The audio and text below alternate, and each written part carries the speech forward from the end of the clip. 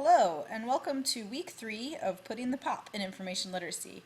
It's just a very short lesson this week. We're going to talk briefly about how to weave the 3 pop culture themes into information literacy sessions focused on databases. So first we have the zombie apocalypse, and with this we have this sense of urgency. There's this zombie invasion happening and you have to find sources quickly and effectively. So one idea that Dawn has used in her courses is having students break up into teams and compete to find a few good resources first, and she calls this rapid fire searching. And this can piggyback on other components of your database instruction, such as finding scholarly or popular resources or secondary versus primary. And so you can have them be looking for those sorts of sources and working as a team.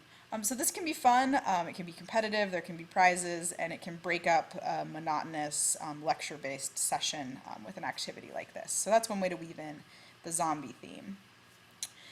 With The Bachelor, we bring the idea of forming relationships to forming a relationship with a database. So if a student were to go into the database and interview it, what would they learn? What characteristics are present? Like what kind of search options? What types of resources are available? Do those resources really fit the needs of the research?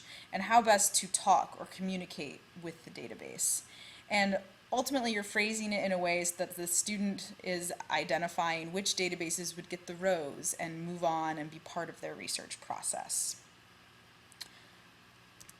And finally, we have social media.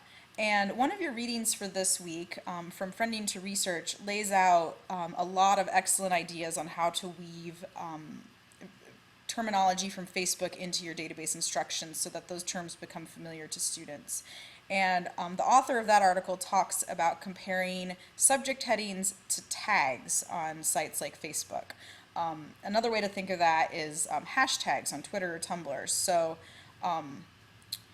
an idea would be to have students explore a hashtag of interest to them on Twitter and just explaining the concept of, even if the tag is, Justin Bieber, which isn't relevant to their research, they can see by clicking that tag how clicking that tag links them to tons of other information on the same topic. And so that makes an easy comparison to subject headings and how they can find things that are related by using those tags. So your tasks for this week, I've already talked about one of the readings. There's a few others posted.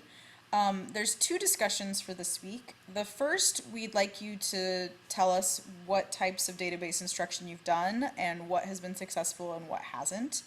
And what have you done if you started a session and realized it's not going well? So we like to have a variety of ideas in the back of our minds related to the theme. So for instance, with the zombie apocalypse, if we realize things aren't going well, that students aren't engaged, we'll come up with a reason to make them go out and wander the library. We'll say, okay, the teams that win at the rapid fire searching, you have to go up to the 3rd floor and find one of the sources that you identified. So what are your techniques for dealing with those moments where students don't seem engaged? And along the same lines, we have a reading for this week called Library Instruction, No More Lecturing, No More Death. And we want you to talk about what failure would mean and how that might strengthen or weaken your overall rapport with students. And then finally, your assignment from this week.